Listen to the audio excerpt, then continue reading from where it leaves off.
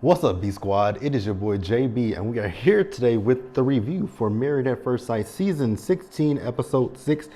The episode is titled, You Dropped a Bomb on Me, guys. So before we go ahead and get into the review, if you guys are watching this or any other video on the channel and aren't subscribed, do me a solid favor and stop taking me out on this date and having me pay for it at the end of it.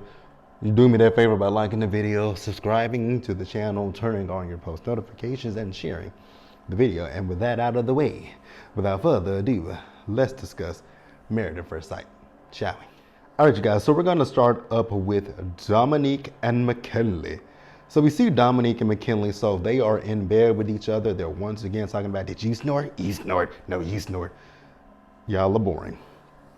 So the producers at one point asked her, so what is the attraction level between, you and old Mac over there? So she says, romantically, it's about a 6. No, attraction is about a 6. Romantically, 3 or 4, right? And it's because of his constant joking. Now, I will give her that. He does joke a lot, and he doesn't seem like he takes things seriously sometimes, right? So I'll give her that. So they talked about going horseback riding, and here's my thing. I can understand McKinley because you guys know how I am about, like, even with this channel, doing lives. That's something that's outside of my comfort zone. So he's just not, these are things that he's not used to doing. He's an introvert, so he's not used to these things, right? So I get him doing things, and it's probably for him a way to kind of try to break the ice. And I do get where Dominique is coming from. Like, everything doesn't have to be a joke, but I do kind of feel like she's just a tad bit nitpicking. But like I said, I do see her point that he does do it a lot. But it just seems to be a defense mechanism, or I don't know. So we'll see, you guys.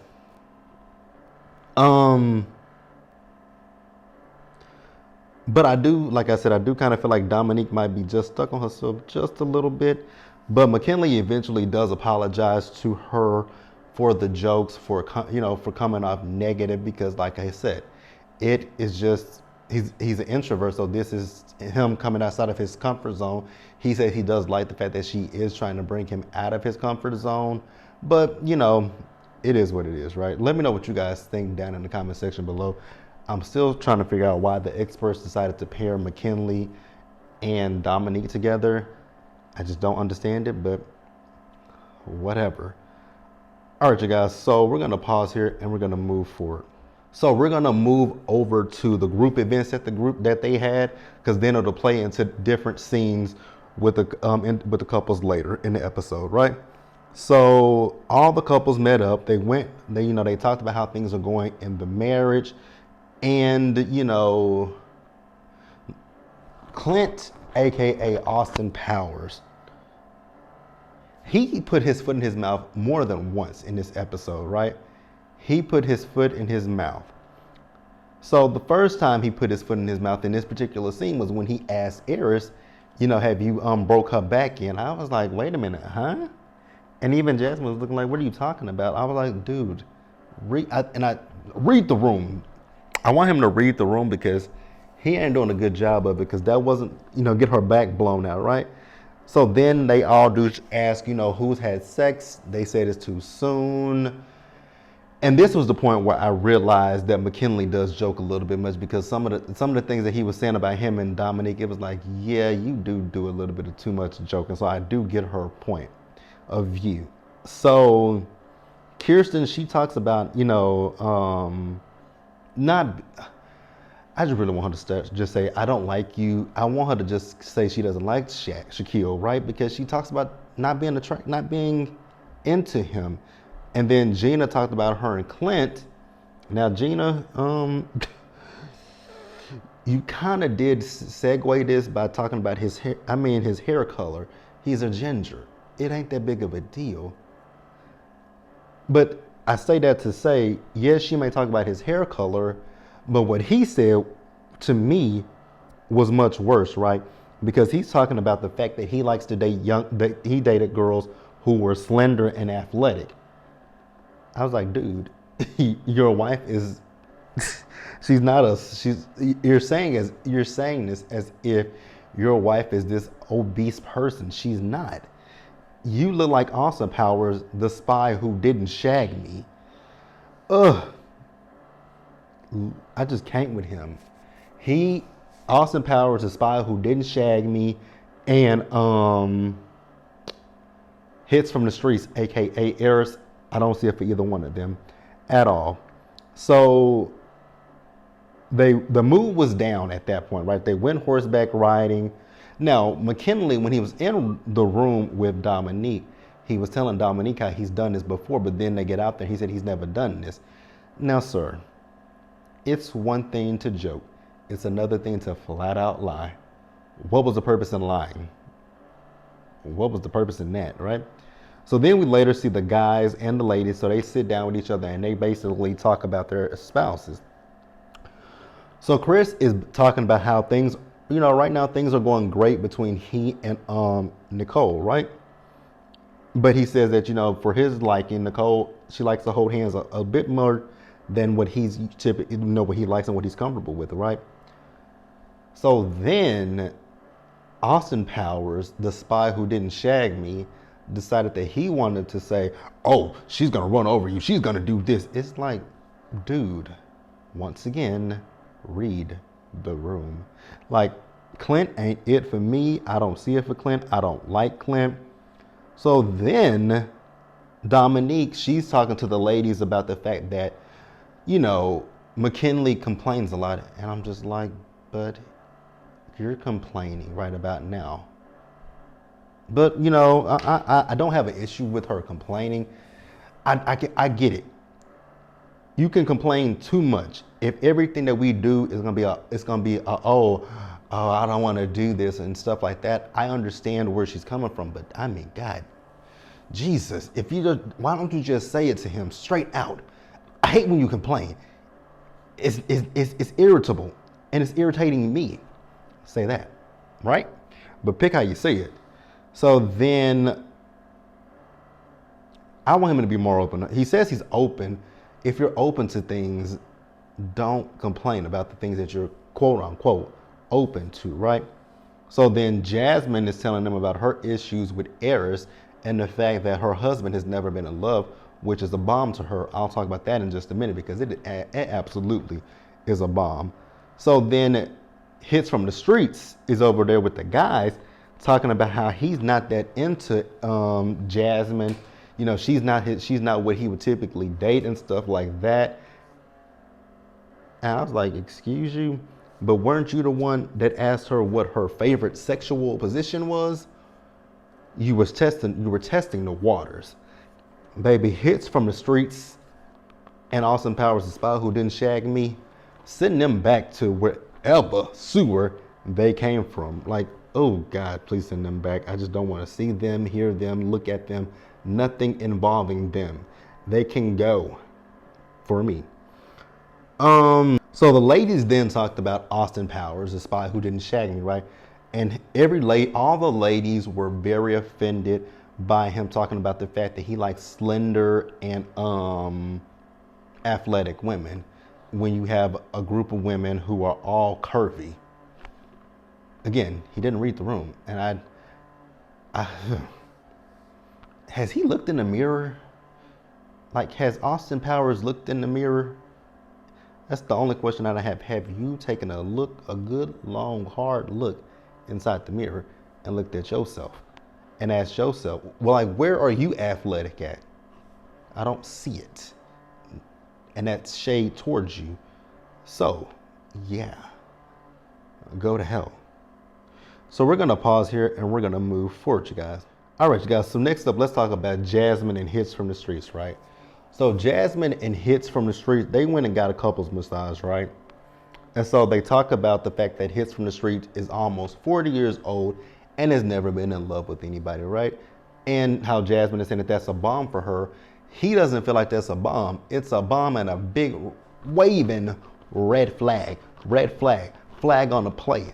Like, how are you 39 years old, almost 40, and you're telling me that you've never been in love with anybody, right? I kind of find that, like, I don't know how that's possible. That means, like I've been saying about Hits from the Streets, he's a player. He's from the streets. And that's real. I mean, let's be real. As much as we don't like his cousin, yes, the cousin is overbearing, right? Yes, the cousin gives that she wants to sleep with him herself, right? But at the same time, I think she knows how her cousin is, and it's translating wrong. You came at Jasmine when it's your cousin. You know your cousin is a playboy and a nigga from the streets, and instead of you saying that to him, you place it on Jasmine, and I have an issue with that. Like, how are you? Like, that means that you've gone through almost 40 years of your life, just having sex with girls and not taking things seriously with them. Like, you don't think that that's a bomb and a bit of a red flag, sir? You wouldn't be for me. And Jasmine, please stop rubbing that man's feet. Don't do it, girl. Don't do it. I did it. Like, So I just really want Jasmine to get away from him, because the thing that blows me with him is the fact that, he's saying that he's just seeing a friendship vibe between them.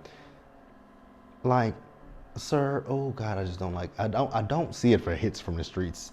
Period, point blank. I don't see it from him. I want Jasmine to get away from him and get that marriage annulled A to the sap. Don't go to the shared apartment. Go to the experts and say, we want a divorce today. It's not working. So she expressed her concerns with him about him never being in love. I don't think he sees anything wrong with that. Honestly, if we're being truthful, I don't think he sees anything wrong with that. I think he's just like, oh, well, I've never, and that's why I say I don't think he was ready for this process. And let's go back to his hating ass cousin. Again, her delivery and everything was wrong, and it was misdirected. Your energy should have been directed towards your cousin. You said it plenty of times before that he's not ready for this process, right? But then when you sat down with Jasmine, you want to grill her and talk about these are pageant answers. But did you grill your cousin when your cousin came to, again, your issue is your cousin. You know your cousin ain't about SHIT, but then you want to come at her. And I just don't rock with that. I don't like that, and I don't agree with that. Let's pause here and move on to the next couple. Nicole and Chris, you guys. So like I've said plenty of times, I do enjoy seeing Nicole and Chris. I think that things with those two can really work themselves out, right? So they both talk, and they're definitely on the same page with each other, right? Because they're talking about sex. Now, you guys remember, Nicole was thinking that maybe about a honeymoon, she could have sex with her husband, right?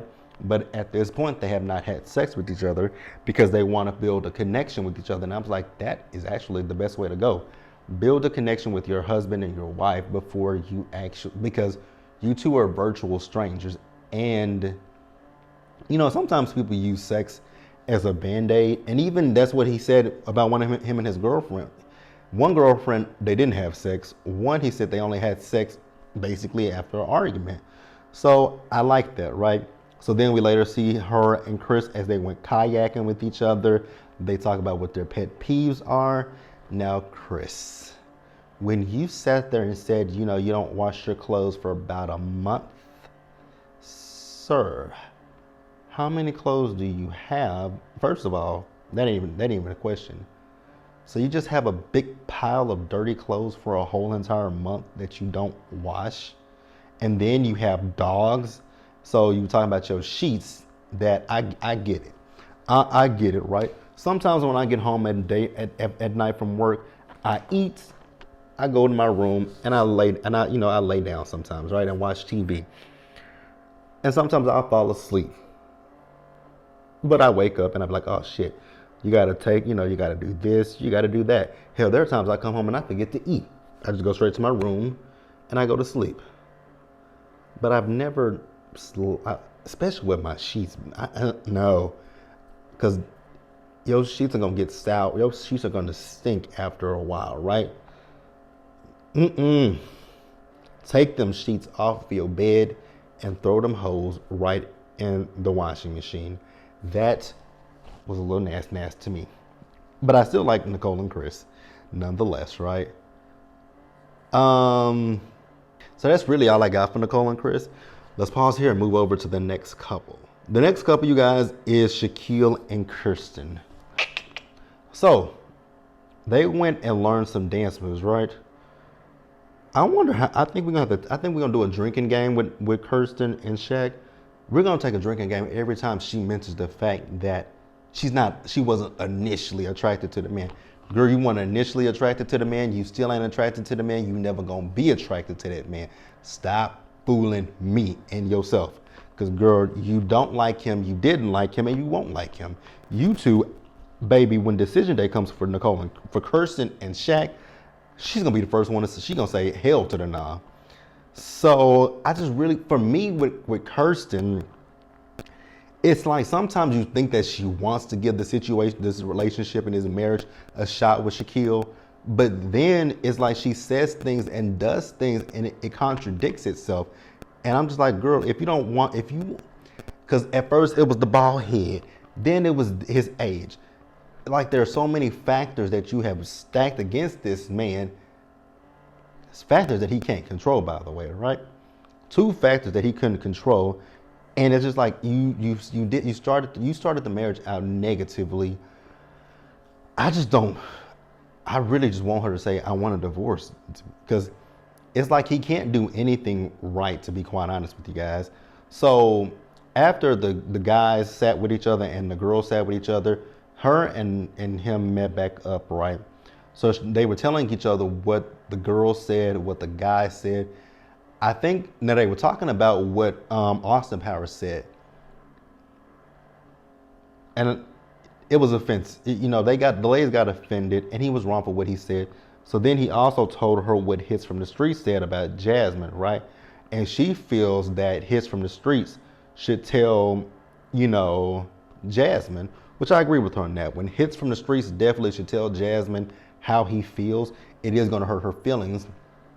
But on the other side, I can see what Shaquille is saying, that he is trying to protect her feelings, but by lying to her and making her believe that you're into her, that's not really helping her. That's actually hurting her.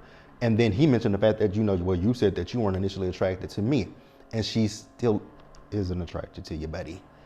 I don't know what to tell you, but she's still not attracted to you, right?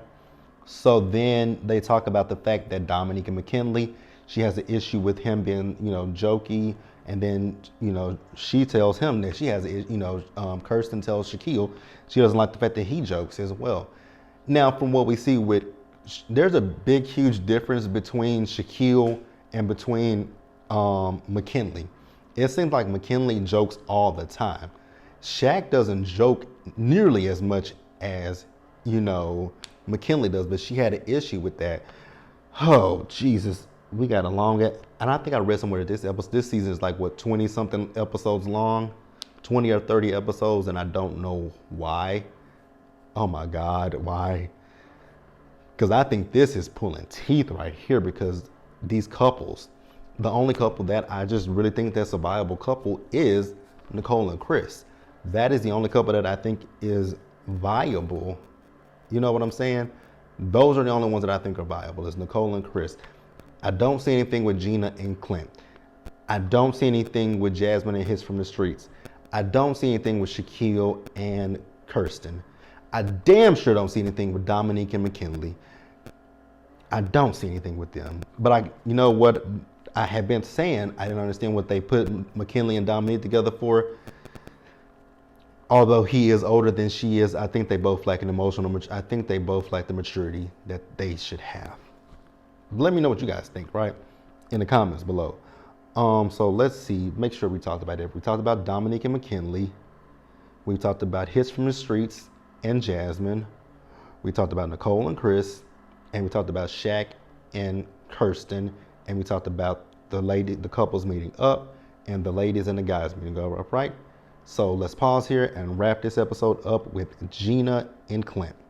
So you guys, Gina and Clint. First of all, once again, for Austin Powers, the spy who did not shag me, please wear a shirt at all costs. Like even in the pool, have a shirt on, sir. So they are outside by the pool and they're having breakfast, right? Now, I give Clint a hard time. I'm gonna give Gina a hard time as well, right? Gina, I like you, Gina. Think you're beautiful, Gina. I think from what I've saw, you're a cool girl, right? But Gina, I have one major issue with Gina. You guys want to know what that issue is that I have with Gina? I don't think Gina knows how to have a conversation with anyone that doesn't revolve around her salon, her employees, her this. It's everything that Gina talks about. It's about that damn salon. Girl, can you say anything? Can you go 5 seconds without talking about that salon? So I feel like we're gonna have a drinking game anytime. Hell to the no. We would have alcohol poisoning if we take a drink anytime Gina mentions that damn salon. Absolutely not. How are things on? I'm really interested to see how things are gonna work once Gina and Clint get back to Nashville from this honeymoon, because she's going back to work. So, and literally it seems as if Gina's whole entire essence is that salon, right? And I get it that you put your hard-earned, your money, your blood, sweat, and tears into this, right? And it's your baby. And I understand that. But when you're trying to get to know somebody, you don't have to if I ask you what your hobbies are, granted, you may say one of your hobbies is doing hair, but what do you do? Who is Gina outside of being a hairstylist, right? Who is Gina? I get that you do hair, right? But what are some other things that make Gina Gina? You know what I'm saying? And I want Gina to stop talking about that damn salon, because the next time Gina talks about that damn salon, I'm gonna mute her ass. I'm just gonna say mute. So now, after the group date with everyone, so Gina and Clint, they were sitting by the pool, right? And she was in a swing, and Clint was talking to her, and I'm like, Clint, Clint really can't read the room. He is deaf, dumb, and blind to reading the room, right? Because he said everything he said, she says, yes, yes, yes. I'm like, dude, she's giving you one-word responses. You're not picking up on the context clues, are you? Because I was like, you are literally not picking up on these context clues from her. She is pissed off at you, and you are just not catching the drift from this woman. And I would have been like, is everything, because especially when because everything she said, he wasn't even saying, it was open-ended questions.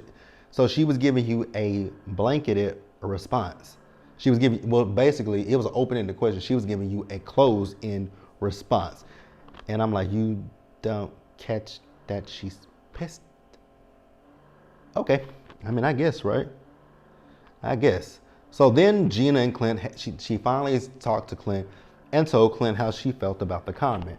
He says that, he wasn't trying to offend her. She said, you might not have been trying to offend me, but you offended me and the other ladies, because it was so bad that when we were talking, they asked me how did I feel about it, and they said that they all didn't like it. And, so Clint, now see, he says that Gina was deflecting. I'm like, no, sir, you're deflected because you didn't even apologize. You said it wasn't your intention. It might not have been your intention, but you could have easily just said, damn, Gina, I really wasn't thinking when I said it, my apology. I get he says it wasn't his intention, but it might not have been your intention it might not have been what you meant. You might not have been trying to comment on her weight, but you did, right? And and again, like he said it as if Gina is obese and fat, and she's not. She's a thick girl. So then he says, well, you talked about me being a ginger. Now I have heard this. I have kind of heard that people find the term ginger to be offensive. I'm not a ginger, so I can't tell anybody what's offensive and what's not offensive. And I did not like that about Gina. That I did not like about Gina, right? Because he's telling her it's offensive to say ginger, right? Gina's saying, well, I'm a hairstylist, and I do the hair of redheads all the time, and they always refer to themselves as gingers. Gina, let's have a conversation real quick, sis, right? So, there are a lot of terms that people use that are offensive to groups, right? But then they use it within themselves to take the sting away from it, right? How we as black people, I know people try to say we shouldn't say the word nigga, but us saying nigga takes the sting away from it, right? So we can say nigga, but you as a white person can't say it, right? Kind of like how people for years, the M word was an offensive slur towards, you know, I think it's dwarfism, right? I think it's dwarfism to people who are, you know, people who have dwarfism, right? You know, the M word for years, the M word is offensive to them. So we don't say that word, right? Like there are, let's see, what's another term? Like how the gay community has the F word. Some of them say the F word in the community. They can say it, but someone who's not in the community can't say it, right? So there are so many terms that people once will say it is offensive to them. And you say that, well, people say it, are they a part of the community? And if you say yes, that's why they say it. They say it to themselves. They say it to other people in the community. So you are someone who's not a part of that community. So you really can't say to him, just because other people, and again, it goes to some of the other terms, just because people may, you know, may say it about themselves, it doesn't necessarily give you the right to say it, right? I'm not defending Clint, but I got what he was saying. Do I think Gina was deflecting? Slightly, slightly not, right? Because well, damn, I can't even say that her offense is greater than his. Y'all equally offended each other. And y'all, neither one of y'all really apologized to the other. Damn.